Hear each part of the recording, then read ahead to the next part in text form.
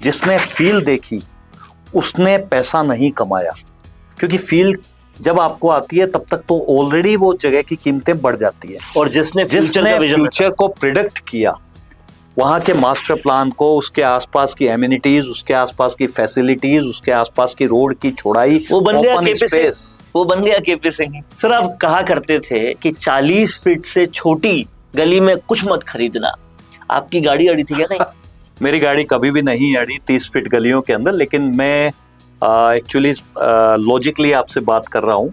पहले इतना नहीं कहा करता था, इस समय इसलिए कहता हूँ कि आज से 2 महीने पहले तक का जो बायलॉज थे, यूडीएच के कह लें, आप जेडीए के कह लें, जो भवन निर्माण से संबंधित होते हैं, उसके अंदर 30 फीट अगर आपकी रोड्स वाइड होती है यानी चौड़ी होती है तो आप G+4 तक का कंस्ट्रक्शन कर सकते थे, ठीक है। लेकिन आज की डेट के अंदर जो 2 महीने पहले चेंजेस हुए हैं, हम लोगों ने एक जयपुर बायलॉज के ऊपर भी एक वीडियो डाला हुआ है, बिल्कुल वो पूरा वीडियो है मास्टर प्लान के साथ, अब उसको देखिएगा। तो उसके अकॉर्डिंग G+2 परमिशन ही रह गई है 30 फीट रोड के ऊपर। तो मेरे हिसाब से कोई भी वायबिलिटी नहीं निकलती, क्योंकि बिल्डर्स के लिए तो पूरी तरीके से वो जीरो यानी शमशान हो चुकी, ठीक है ना। उनको चाहिए कम से कम 40 या उससे ऊपर की चौड़ी रोडें। तो सबसे पहली चीज तो है ऑटोमेटिकली 40 फीट या उससे ज्यादा चौड़ी अगर रोडें होंगी तो ही कोई प्रॉपर्टी फ्यूचर में मल्टीपल ग्रोथ के अंदर कन्वर्ट, बिल्डर तभी आ पाएगा, कमर्शियल तभी हो पाएगी, सारी चीजें हैं। और सेकंड अगर हम लोग बात करें सर, 30 फीट का चौड़ी रोड के ऊपर वो कहते हैं नंगा नहाएगा क्या और निचोड़ेगा क्या, वो एक आपने कहावत सुनी होगी। नॉर्मल ज्यादा से ज्यादा फुटफॉल कहाँ आएगा? जहां कमर्शियल होगा, जहां पर लोग पैसे दे के कॉफी पीने आ जाएंगे, मॉल के अंदर परचेजिंग करने के लिए आएंगे, रिक्रिएशन सेंटर में फिर से री एनर्जाइज होने के लिए आएंगे, या शोरूम्स आएंगे, गाड़ी के शोरूम हो, ज्वेलरी के शोरूम हो, कपड़े के शोरूम हो, तो शॉपिंग करने आएंगे। जितना ज्यादा वहां पर फुटफॉल आएगा, फ्यूचर में उस प्रॉपर्टी की ग्रोथ उतनी ही ज्यादा होनी जरूरी है। जगतपुरा में जमीन खरीद ले यार, 2 लाख रुपए गज का भाव हो चुका है, शानदार रेट बढ़ेगी। ऐसी राय अगर आपको कोई दे रहा है तो उस रायचंद को कीजिए नमस्कार, क्योंकि ये बहुत ही घातक साबित हो सकता है। और किन किन चीजों को आपको नमस्कार करना है, कौन सी चीजें घातक साबित हो सकती है, प्रॉपर्टीज की जहां तक बात है, ये आज हम फिर से बात करने वाले हैं एवीएम प्रॉपर्टी के इस नए वीडियो में। अवनीश सर मेरे साथ हैं जो आपके पैसे बचाते भी हैं, मल्टीप्लाई भी करते हैं निस्वार्थ रूप से प्रॉपर्टी की जहां तक बात है। सर सबसे पहला सवाल मैं यही पूछूंगा, हाँ जी, डेवलप्ड जगह पर खरीदें या डेवलपिंग जगह पे खरीदें? क्योंकि अभी जैसे मैंने जगतपुरा का एग्जांपल दिया, ऐसे एग्जांपल और भी आते हैं, तो कहाँ खरीदनी चाहिए जमीन?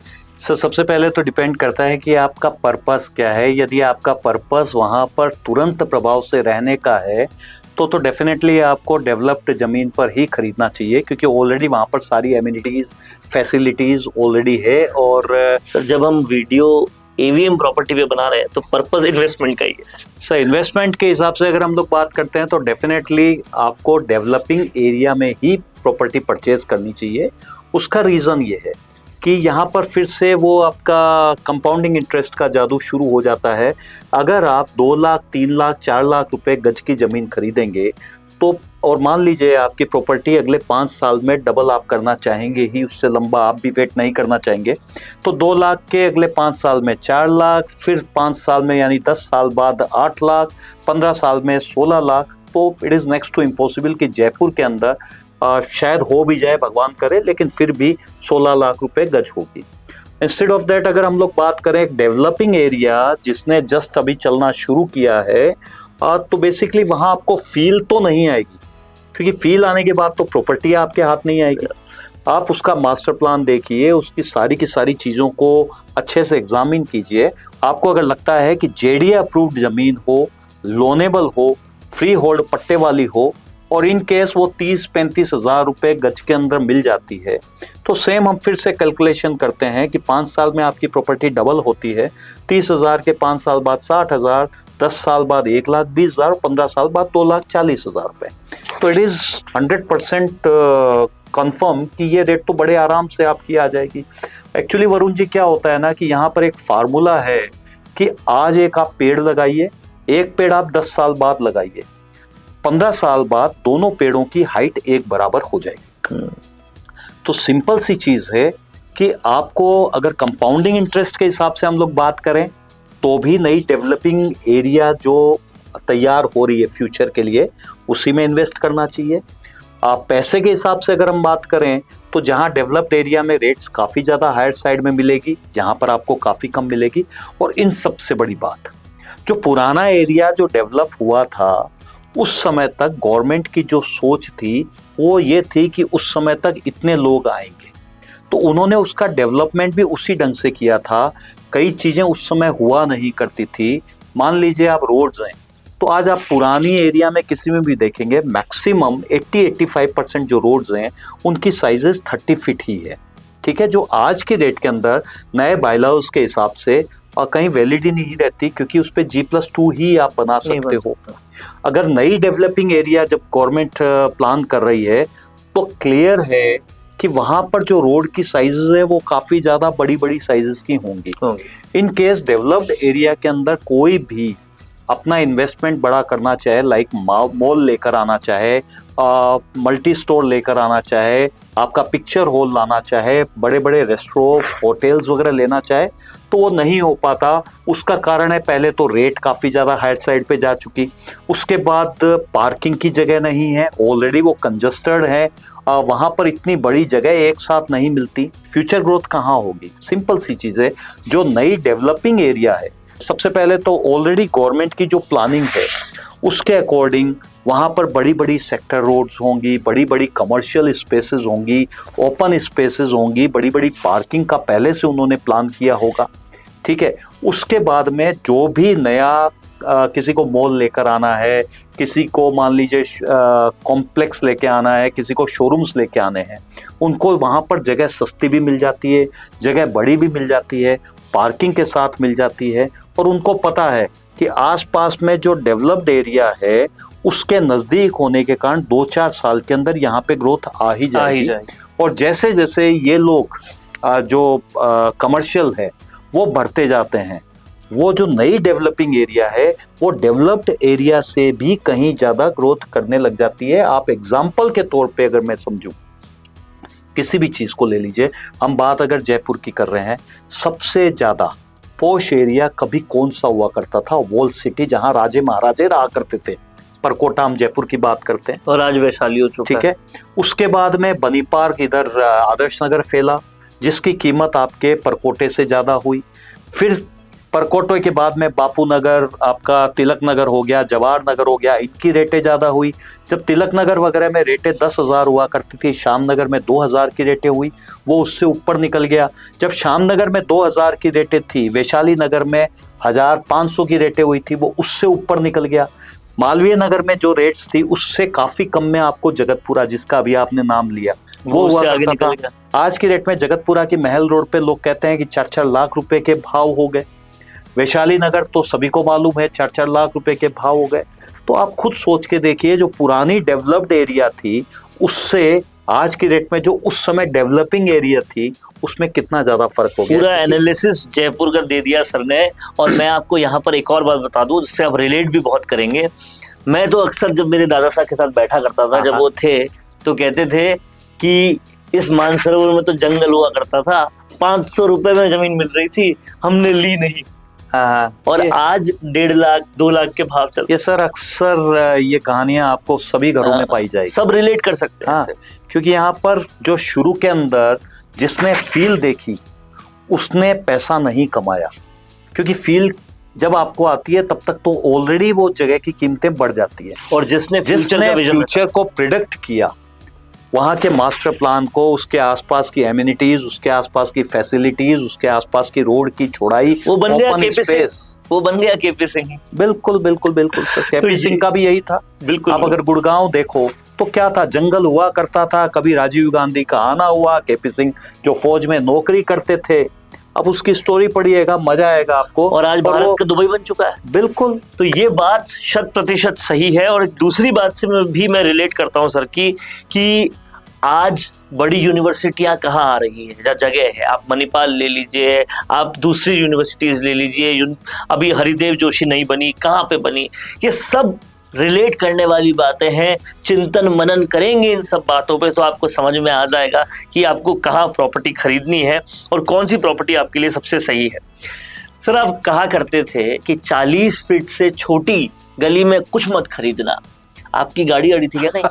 मेरी गाड़ी कभी भी नहीं अड़ी 30 फीट गलियों के अंदर, लेकिन मैं एक्चुअली लॉजिकली आपसे बात कर रहा हूँ। पहले इतना नहीं कहा करता था, इस समय इसलिए कहता हूँ कि आज से 2 महीने पहले तक का जो बायलॉज थे, यूडीएच के कह लें आप, जेडीए के कह लें, जो भवन निर्माण से संबंधित होते हैं, उसके अंदर 30 फीट अगर आपकी रोड्स वाइड होती है यानी चौड़ी होती है तो आप G+4 तक का कंस्ट्रक्शन कर सकते थे, ठीक है। लेकिन आज की डेट के अंदर जो 2 महीने पहले चेंजेस हुए हैं, हम लोगों ने एक जयपुर बायलॉज के ऊपर भी एक वीडियो डाला हुआ है, बिल्कुल वो पूरा वीडियो है मास्टर प्लान के साथ, आप उसको देखिएगा। तो उसके अकॉर्डिंग G+2 परमिशन ही रह गई है 30 फीट रोड के ऊपर। तो मेरे हिसाब से कोई भी वायबिलिटी नहीं निकलती, क्योंकि बिल्डर्स के लिए तो पूरी तरीके से वो जीरो यानी शमशान हो चुकी, ठीक है ना। उनको चाहिए कम से कम 40 या उससे ऊपर की चौड़ी रोडें। तो सबसे पहली चीज तो है ऑटोमेटिकली 40 फीट या उससे ज्यादा चौड़ी अगर रोडें होंगी तो ही कोई प्रॉपर्टी फ्यूचर में मल्टीपल ग्रोथ के अंदर कन्वर्ट, बिल्डर तभी आ पाएगा, कमर्शियल तभी हो पाएगी, सारी चीजें हैं।